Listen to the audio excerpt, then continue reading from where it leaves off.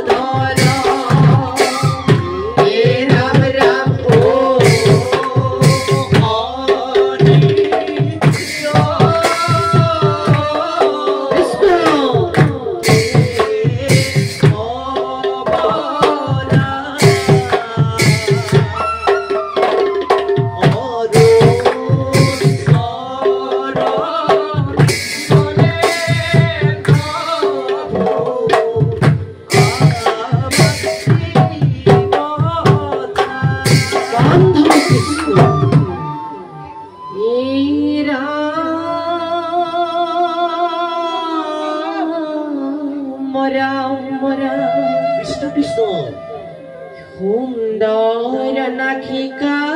কর্ণে মকর কুন্দল কণ্ঠত কৌস্তভ হিরে কিরীটি উজ্জ্বল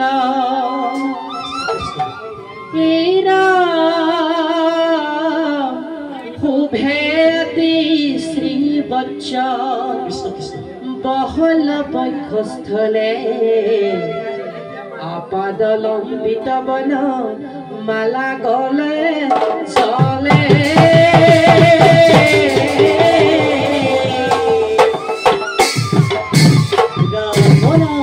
রাম রাম দীপ জয় রূপে হরি হইলায় লীলায় খন্দিলা প্রভু পৃথিবীর ভার রাম রাম দীপ জয় রূপে হরি Oh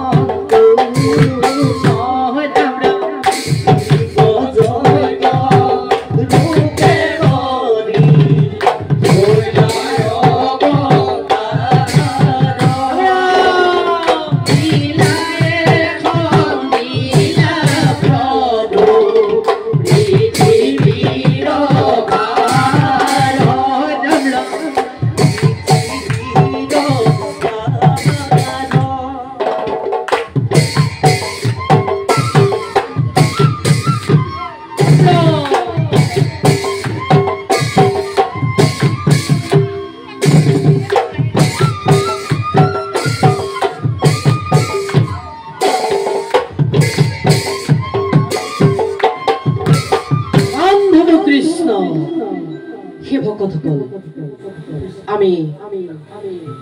এই নামৰ জৰিয়তে প্ৰভু ভগৱন্তৰ শিশুলীলা বৰ্ণনা কৰি আছো। প্ৰভু ভগৱন্তৰ সেই দিব্য যজ্ঞৰো কৃষ্ণ অপাৰ। সেয়ে প্ৰভু ভগৱন্তই কংসৰ কাৰাগাৰত দৈৱকী গৰ্ভে জন্ম গ্ৰহণ কৰিছিল আৰু কেনেদৰে যমুনা পাৰ কৰি বাসুদেৱে নন্দৰ গৃহত ৰাখিছিল। সেয়ে প্ৰসন্ন বদন জলে বোলে বাসুদেৱে দেখিলন্ত অদ্ভুত বালক।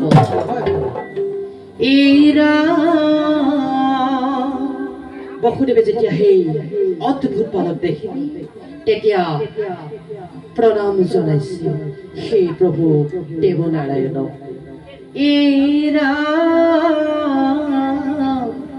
পৰি দুয়ো প্ৰাণী পাছে কৰিলন্ত তুতি পিতৃত কহিলা প্ৰভু সমস্ত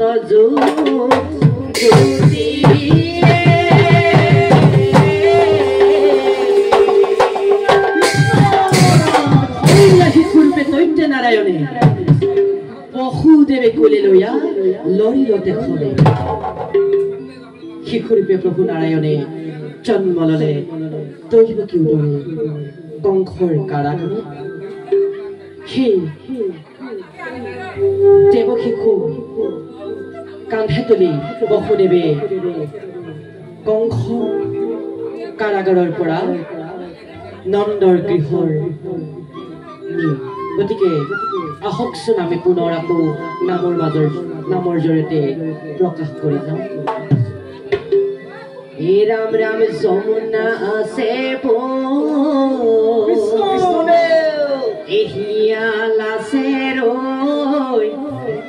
এহিয়ালাছে ৰৈ এ বাসুদেৱে কৃষ্ণক নিয়ে নন্দৰ গৃহলৈ। ৰাম ৰাম আছে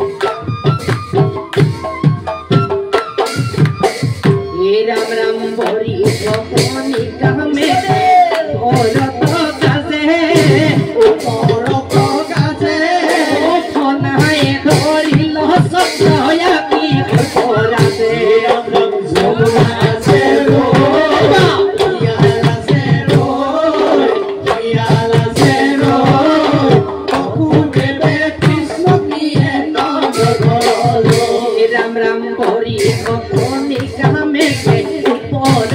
গাজে নাই ধৰিল ছত্ৰ আকি সৰ্বৰাজে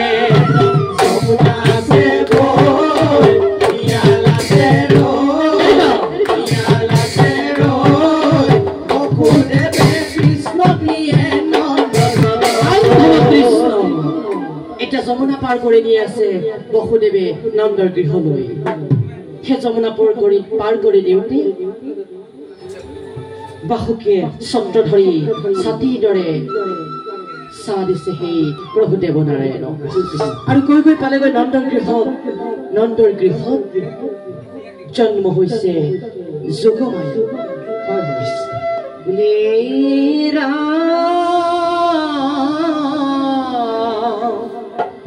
যশোদাৰ তৈতে উপজিল যোগ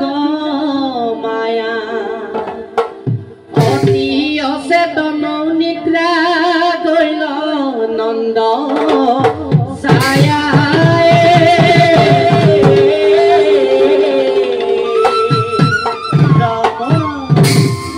ভৈলায়ছে তন যশোদা ভৈলায়ছে কৃষ্ণ তোমাৰ কোলাতে আছে দেৱ নাৰায়ণ যশোদা ভৈলায়ছে ভৈলায়ছে তন যশোদা ভৈলায়ছে তোমাৰ কোলাতে আছে দেৱ নাৰায়ণ যশোদা ভৈলায়ছে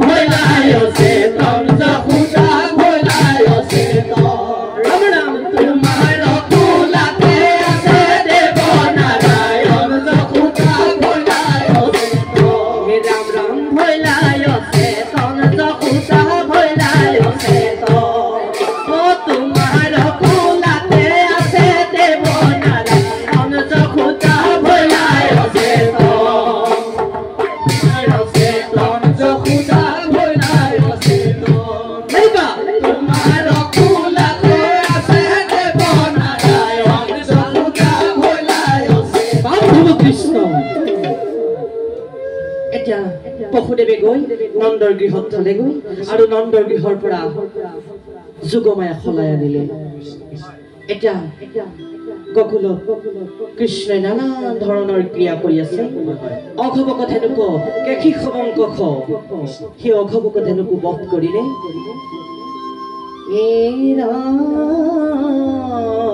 কৃষ্ণ কৃষ্ণ শিশুভাৱে গোকুলত কিৰিলায় পাৰ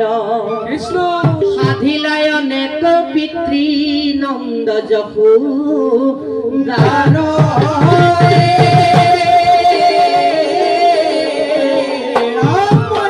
অচিন্ত মহিমা কৰি পুৰুষ অচিন্ত মহিমা কৰি পুৰুষ পুৰাণ লীলা কৰি অনেক দৈত্যৰ লৈলা প্ৰাণ বোলে অচিন্ত মহিমা কৰি পুৰুষ পুৰাণ লীলা কৰি অনেক দৈত্যৰ লৈলা প্ৰাণ